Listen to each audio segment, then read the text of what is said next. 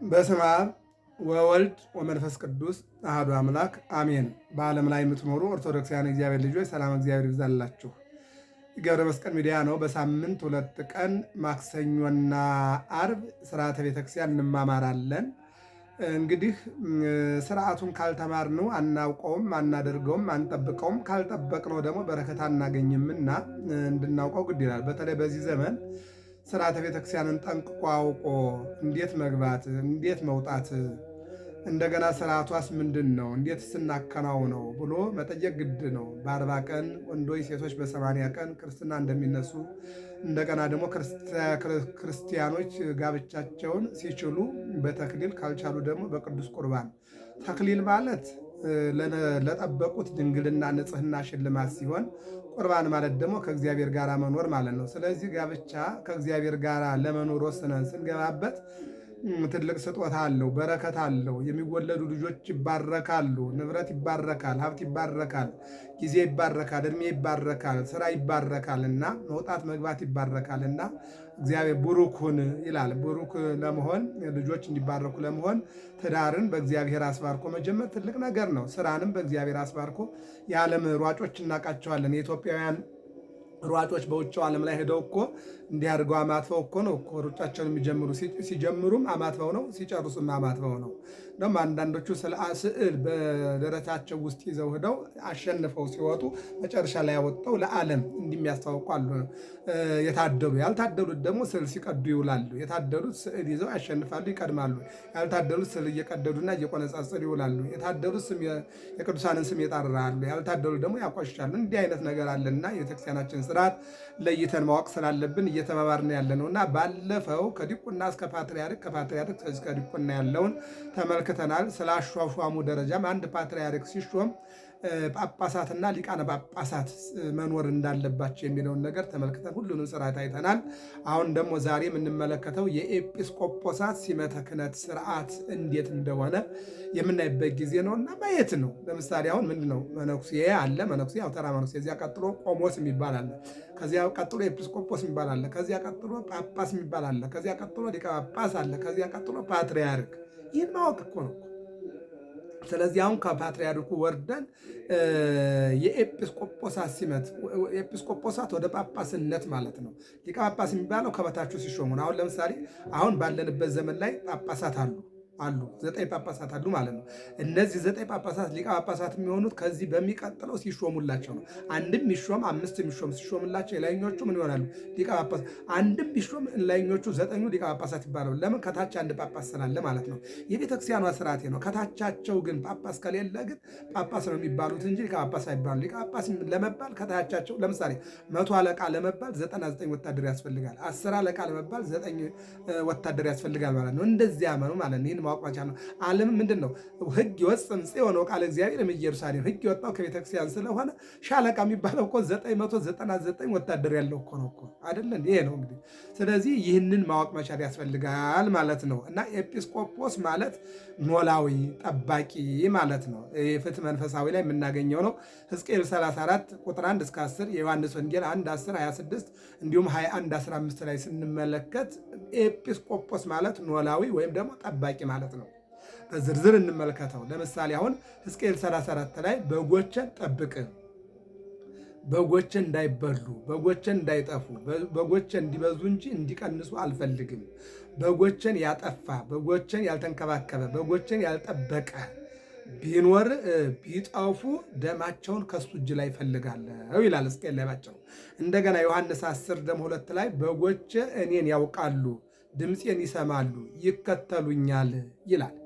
አዎ መልካም እረኛ ስለ በጎቹ ይገደዋል፣ ይሞትላቸዋል፣ በለመለመ ያውላቸዋል፣ ውሃ ባለበት ያጠጣቸዋል፣ በእረፍት ቦታ ይመራቸዋል ይልና መዝሙረኛው ልበ አምላክ ዳዊት መዝሙር 22 ላይ እግዚአብሔር ይሬኤኒ ወአልቦ ዘያጣኒ ውስተ ብኤር ስውር ያድረን ይላል። እግዚአብሔር እረኛዬ ነው የሚያሳጣኝ የለም ይላል። ምንድነው? እምበላው እምጠጣው አያሳጣኝም፣ እማድርበት እምውልበት አያሳጣኝም፣ እማስበው እማደርገው አያሳጣኝም ይልና እግዚአብሔር እረኛዬ የሚያሳጣኝ የለም ይላል። ደግሞ ምንድነው? የሚከሰኝና የሚገፋኝ ቢኖር ነገር ግን የሚያሳጣኝ የለም አምላኬ ያለ ከሳሽ ቢበዛ ምንድነው ሶባኮ እግዚአብሔር ምስሌነ ይብል እስራኤል ሶባኮ እግዚአብሔር ምስሌነ እንተ ጊዜ ተንሳ ሰብእ ላዕሌነ ጠላት በእኛ ላይ በተነሳ ጊዜ እግዚአብሔር ከኛ ጋር ባይሆን ኖሮ በጠፋን ነበር ይላል። ስለዚህ እግዚአብሔር እረኛችን ስለሆነ የሚያሳጣን የለም። ቢኖር እንኳን አይኖርም፣ አቅምም አይኖረውም። ለምን? ከእግዚአብሔር በላይ የሚሆን ጠላት የለም። ከእግዚአብሔር ቸርነት፣ ከእግዚአብሔር ምሕረት፣ ከእግዚአብሔር ጥበቃ በላይ የሚሆን ጠላት ስለሌለ እግዚአብሔር እረኛዬ ነው፣ የሚያሳጣኝ የለም። ይልቁንም በለመለመ መስክ ያውለኛል፣ በዕረፍት ቦታም ይመራኛል ይላል ልበ አምላክ ዳዊት። ስለዚህ በዮሐንስ ወንጌል ምዕራፍ 10 የምናየው መልካም እረኛ እግዚአብሔር እንደሆነ ነው። መልካም እረኛ እግዚአብሔርን ልጆቹ እንደሚያውቁት እንደሚከተሉት እሱም ደግሞ ወለተ ማርያም፣ ገብረ ማርያም፣ ገብረ ኪዳን ተብለው ስማቸው እንዲጠሩ ቢሞቱም በዚህ ስም ቢኖሩም በዚህ ስም እንደሚጠሩ በዚህ ስማቸው ቤተክርስቲያን ታውቃቸዋለች። እግዚአብሔር ያውቃቸዋል ማለት ቤተክርስቲያን ታውቃቸዋለች። የሚጠፋ ስም አለ፣ የማይጠፋ ስጋዊ ስማችን ይጠፋል። ይሄ ስም ግን ዘላለማዊ ስም ነው ማለት ነው እና ይህንን ነው የሚናገረው። ይቀጥልና ዮሐንስ ወንጌል 1:15 ደግሞ ቅዱስ ጴጥሮስን ትወደኛለህ ያለው ይላል አይደል? አዎ እንደምወድህ አንተ ታውቃለህ። ትወደኛለህ እንደምወድህ አንተ ሶስት ጊዜ ለምን ሆነ ቢባል ሌሎች ለመይክህዱከ ኩሎሙ አንሰ ይክህደከ በማቴዎስ ወንጌል ምዕራፍ 26 ቁጥር 36 ጀምሮ ሁሉ ቢክዱህን ያልክድህም ብሎ በኋላ ግን ቀድሞ ክዶት ስለነበረ በዚህ አንደበቱ ምን ብሎ ይናገር? በንስሐ እግዚአብሔር መሐሪ ስለሆነ መልሶታል። ነገር ግን እነሆ እንዴት ይናገር? ያ የትናንት አልክድህም አብሬ ሞታለሁ ያለው ጴጥሮስ ክዶት ስለነበረ እንደምወድህ አንተ ታውቃለህ፣ እንደምወድህ አንተ ሶስት ጊዜ ግልገሎችን በጎችን አሰማራ፣ ጠቦቶችን ጠብቅ። ግልገሎች እናት አባት ወደ ቤተክርስቲያን እንዲወስዷቸው እንዲቆርቡ ስጋው ደግሞ እንዲቀበሉ ማድረግ ነው። በጎች የተባሉ አረጋውያን አባቶችና እናቶች ናቸው። እነሱም ከሽምግልና በኋላ ወዴት ስለማይከድ ለስጋው ደግሞ ለደጀ ሰላሙ እንዲበቁ ማድረግ ነው። ጠቦቶችን ግን ጠብቅ ነው ያለው። ይሄ ጫቱ፣ ሲጋራው፣ ሱሱ፣ ዝሙቱ፣ መገፋፋቱ፣ መገዳደሉ ያለው እዚያ አካባቢ ስለሆነ ወጣቱን ግን ጠበቅ አድርገህ ያዝ ማለቱ ነው ለቅዱስ ጴጥሮስ ማለት ነው። ስለዚህ ኤጲስቆጶስ ማለት ኖላዊ ማለት ነው። ኖላዊ ማለት ጠባቂ ማለት ነው። በቤተክርስቲያናችን በጥቅል ሀሳብ ሶስት አይነት ጠባቂዎች አሉ። አምላካዊ ጥበቃ አለ። ኖላዊሆሙ ለእስራኤል አጽም፣ የእስራኤል ጠባቂ፣ እስራኤል ዘሥጋ፣ የእስራኤል ጠባቂ፣ የእስራኤል ዘነፍስ። የእስራኤል የትናንቶቹ የእኛ የእስራኤል ዘሥጋ ደግሞ የዛሬዎቹ ጠባቂ እግዚአብሔር ማለት ነው። ሁለተኛው የመላእክት ጥበቃ ነው። እስመ ለመላእክቲሁ የዞም በእንቲአከ ከመ ይዕቀቡ ከበኩሉ ፍናዊ ከመላእክቱን ስላንተ ያዛቸዋል፣ በመንገድህ ይመሩሃል፣ ብትወድቅም ያነሱሃል። ስለዚህ መላእክቶቹ የእኛ ጠባቂ ናቸው። ለዚህም ነው በነደደ እሳት ገብተው የሚያድኑ፣ ለዚህም ነው በፈላ ውሃ ውስጥ ገብተው የሚያድኑ፣ ለዚህም ነው የአናፍስቱን አፍ የሚዘጉ፣ ለዚህም ነው በፈላ ውሃ ውስጥ ገብተው ውሃውን አቀዝቅዘው ነፃ የሚያወጡ፣ ለዚህም ነው ማለት ነው። ስለዚህ ሁለተኛው መላእክት ጠባቂ ነው። ሶስተኛው ካህናት ናቸው። ምናቸው? ካህናት የሚባርኩ፣ ንስሐ የሚሰጡ፣ የሚጠብቁ፣ ከእግዚአብሔር ጋር የሚያገናኙ፣ ረድኤተ እግዚአብሔርን በረከተ እግዚአብሔር ለእኛ የሚያቀርቡ፣ ወደ እግዚአብሔር ማናውቀውን አሳውቀው መጠበቅ የሚገባ እንድንጠብቅ የሚያደርጉ ካህናት ናቸው። ትልቅ አገልግሎት አላቸው። መባረክ፣ ከእግዚአብሔር ጋር ማገናኘት፣ የማይታየውን ኃጢአት በሚታይ ንስሐ ማጠብ። ምንድን ነው ንስሐው? ለሚመኑ ሲሰጥ ይታያል። ምንድን ነው? ይህን ያክል ስገድ፣ ይህን ያክል ጸልይ፣ ይህን ያክል አድርግ ማለት ይሄ የሚታይና የሚዳሰስ ነገር ነው ማለት ነው። ነገር ግን ሰውየው የሰራው ኃጢአት በእኛ በኩል በካህናቱ አይታይም። ሰውየው አምኖ የሚናገረውን ነው። ካህኑ እለገመለ ትውህጡ ወለጻጹ ተነጽቡ፣ ግመሉን ትውጣላችሁ፣ ትንኙን ታጣራላችሁ ይላል። ምን ማለት ነው? ትልቁን ኃጢአት ትደብቃላችሁ፣ ትንንሾቹን ትናገራላችሁ። ይሄ ለሰውየው ዕዳ ነው፣ ለማንም አይደለም። ለምሳሌ አንድ ሰው በሬ ሰርቆ ገመድ ሰረኩ ቢል ለራሱ ነው። አንድ ሰው ዝሙት ፈጽሞ እከሊትን አይቻለሁ ቢል ለራሱ ነው። አንድ ሰው ወተት በጾም ጠጥቶ ውሃ ጠጥቻለሁ ብሎ ቢያታልል ለራሱ ነው። ካህኑ አይታለልም። ስለዚህ ይህንን ነው የሚናገረው ማለት ነው። ሌላው ኤጲስቆጶስነት የሚሾም ነውር የሌለበት በልቡናው ከሐኬት የነቃ የሚያረጋጋ፣ እንግዳ መቀበል የሚወድ የተማረ፣ አብስቶ የማይጠጣ፣ ፈጥኖ የማይማታ፣ ብልህና አዋቂ ነው። ኤጲስቆጶስ የሚሾመው ነውር የሌለበት፣ ነቀፋ የሌለበት፣ ለምሳሌ ባለባበሱ፣ ለምሳሌ ባካሄዱ፣ ለምሳሌ ባነዋወሩ፣ ለምሳሌ በንግግሩ፣ ለምሳሌ በክህነቱ ነውር የሌለበት፣ ክህነቱን የሚጠብቅ እንደገና ደግሞ አሁን ለምሳሌ ብር አምጡ፣ ገንዘብ አምጡ እንዲያድርጉ እያለ እግዚአብሔርን የማያሰድም ማለት ነው። ለገንዘብ ያልወደቀ፣ ለዝሙት ያልወደቀ፣ አንዳንዱ ደግሞ በንስሐ ልጆቹ ላይ ዝሙት የሚፈጽማልና ከዝሙት ነፃ የወጣ የሚያስተምር እንጂ እንዲህ አይነት የረከሰ ነገር የማያደርግ ጠንቃቃ ማለት ነው። እንግዳ መቀበል የሚወድ የተማረ አብዝቶ የማይጠጣ ፈጥኖ የማይማታ ወይም ደግሞ የማይሳደብ የማይጨቃጨቅ ማለት ነው። ብልህና አዋቂ ወነዋ ይደሉ ከመ ይኩን ኤጲስቆጶስ ዘይተረከበ ውስቴቱ ነውር ወዘአውሰበ አሐተ ብእሲተ ዘንቁህ በህሊናሁ ውእቱ ጠቢብ ወመናዝዝ ወመፍቀር የነግድ መምህር ዘኢያበዝህ ሰትየ ወይን ወዘያፈጥን እዴሁ ለዘቢጥ። ይሄ ፍትሕ መንፈሳዊ 5 ላይ አንደኛ ጢሞቴዎስ 3:1-3 የሚገኝ ቃል ነው። እዚያ ላይ ይተነትነዋል። ጢሞቴዎስ 3:1-3 ላይ እንዴት አይነት ኤጲስቆጶስ መሆን እንዳለበት ጥሩ አድርጎ አመሳጥሮ ያስቀምጠዋል። ያን አንቦ ማየት ነው። በአጭሩ ሲታይ ግን ፍቅር ያለው፣ ይቅርታ ያለው፣ ሰላም ያለው፣ አነጋገሩ የተቆጠበ፣ ከክፋት ከተንኮል የራቀ፣ ከዝሙት ከስካር የራቀ፣ ከመሳደብ ገንዘብ ደግሞ ለሚኖርበት እንጂ ገንዘብ በጣም ወዳድ ያልሆነ፣ ጉቦ የማይቀበል፣ አራጣ የማይቀበል፣ ለትዳሩ የታመነ፣ ለልጆቹ የታመነ፣ ለሚስቱ የታመነ፣ ለአገልግሎቱ የታመነ መሆን አለበት ነው የሚለው። ሌላው ኤጲስቆጶስ በጠባዩ ትሁት፣ የማይጣላ፣ ትዕግስተኛ፣ ሰውን የሚያስታርቅ፣ ገንዘብ የማይወድ፣ ለሰው የሚያዝንና የሚራራ፣ ቤተሰቡን ሰርቶ ቀጥቶ የሚያኖር፣ ልጁን ሰርቶ ቀጥቶ የሚያሳድግ፣ መክሮ አስተምሮ በንጽህና እንዲኖሩ የሚያደርጋቸው፣ ሰካራምና ቁጡ ያልሆነ፣ ከቂም በቀል ከአመፃ የተለየ፣ ሐዲስ አማኒ ያልሆነ እንዲሆን ታዟል። አንደኛ ጢሞቴዎስ 3:3-7 ባለው ፍትሕ መንፈሳዊ 5 ላይ የምናገኘው ነው። ይህን ስንመለከተው የማይጣላ ማለት እንደው ጠብ ሁልጊዜ እንደው ገንዘቡ ያላደረገ ማለት ነው። የማይጣላ፣ የማይጨቃጨቅ፣ የማይነታረክ፣ እንደገና ደግሞ ትዕግስተኛ፣ ታጋሽ፣ እንደገና ሰውን የሚያስታርቅ። ከእግዚአብሔር ጋር ትልቁ ሰውን ከእግዚአብሔር ጋር ማስታረቅ ነው። ቀጥሎ ደግሞ ሰውን ከሰው ጋር ማስታረቅ ነው። ልጅን ከእናት አባት ጋር ማስታረቅ እንጂ የሚያጣላ መሆን የለበትም። ሌላው ገንዘብ የማይወድ፣ ገንዘብ አይኑረው አይደለም፣ ነገር ግን እንደው ለገንዘብ ሙጥኝ ብሎ ይህን ገንዘብ ካልሰጠሽኝ አልመጣም፣ ጸበል ማድረጭም ንሳ እንዲህ አይነት ያሉበት ዘመን ነውና ከዚህ ደግሞ ነፃ የሆነ ገንዘብ የማይወድ ሲባል ገንዘብ የማይኖረው ማለት አይደለም። ገንዘብማ የሚሰጥ እኮ እግዚአብሔር ነው። ገንዘብማ ከሌለ ባይሆን ገንዘብ ላይ ገንዘብ ማድረግ ነው እንጂ ገንዘብ ከሌለ መኖር አይቻልም። ስለዚህ ምን ማለት ነው? በጣም ለገንዘብ ራሱን ያልሸጠ፣ ህሊናውን ያልሸጠ እንደ ይሁዳ ወይም ደግሞ እንደ ዮሴፍ ወንድሞች ራሱን ያልሸጠ ለማለት ተፈልጎ እንጂ ገንዘብ አይኖረው ማለት አይደለም። የሚራራ የሚያዝን ይቀጥልና ቤተሰቡን ሰርቶ ቀጥቶ የሚያኖር ማለት ነው። እፎ ይክል ይላል። ያስታምም ቤተሰቡን መስራት ያልቻለ ውጭ ላይ እንዴት መስራት፣ እንዴት ማስተዳደር፣ እንዴት መጠበቅ፣ እንዴት መምራት ይችላል?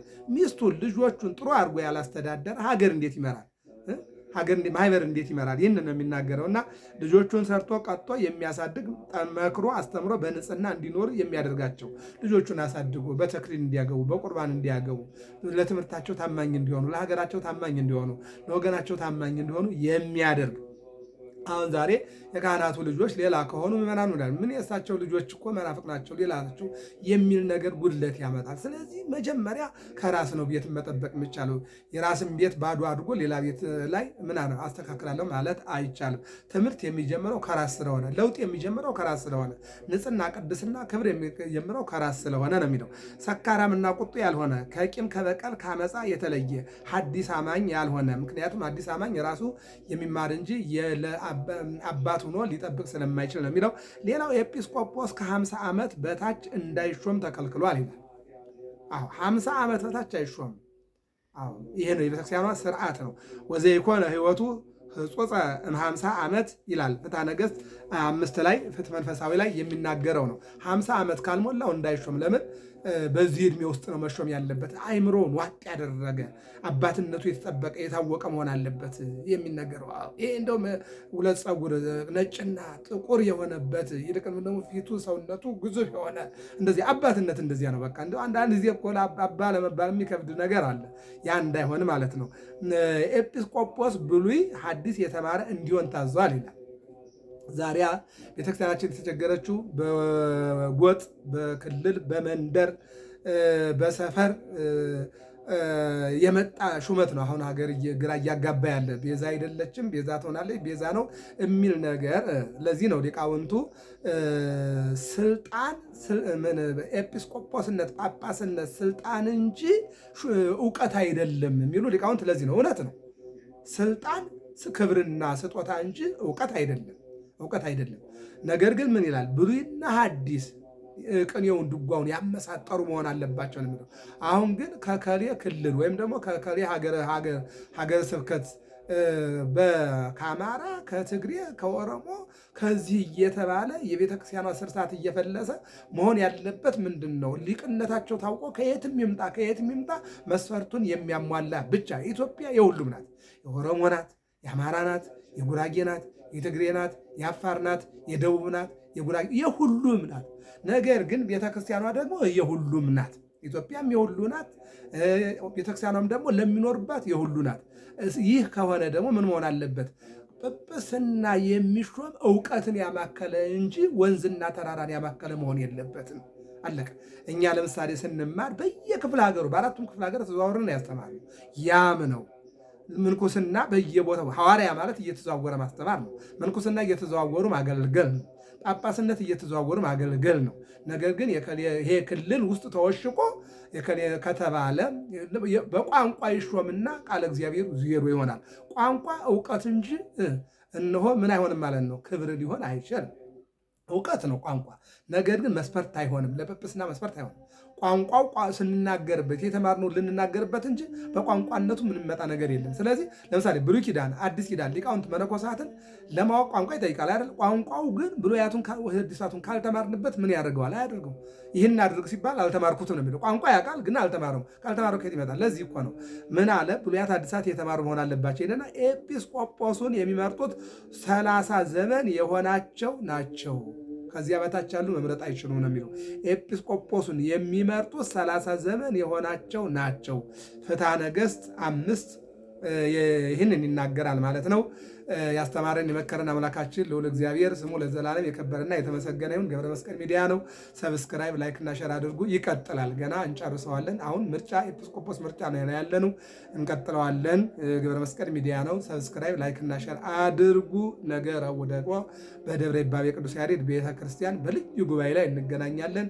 ከግንቦት 8 እስከ ግንቦት 11 ደብረ ይባቤ ቅዱስ ያሬድ በአዲስ አበባ ሀገረ ስብከት ከስቴዲየም ወረድ ብሎ አጎና ወይም ጎተራ ተብሎ በስም አጠራሩ የሚጠራ አካባቢ ያለው ብቸኛ ቤተክርስቲያን ዓመታዊ ክብረ በዓሉ ግንቦት 11 ቀን ነው።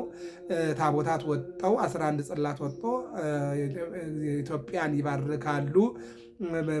ይህንን ክብረ በዓል ምክንያት በማድረግ ከግንቦት 8 እስከ 11 በጣም በአይነቱ ልዩ የሆነ ጉባኤ ተዘጋጅቷል። ባነሩን በሚዲያችን እንለቀዋለን። ያን እያያችሁ የተጋበዙ መምህራን፣ ዘማሪያን በውጭ ዓለም ያላችሁ በሚዲያ ተከታተሉ፣ በገብረ መስቀል ሚዲያ። በዚህ በአዲስ አበባ ያላችሁ ደግሞ በጉባኤው በክብረ በዓሉ ተገኙ። ሰብስክራይብ፣ ላይክ እና ሸር አድርጉ። ሰላም እግዚአብሔር ከሁላችን ጋር ይሁን። በሰላም ዋሉ።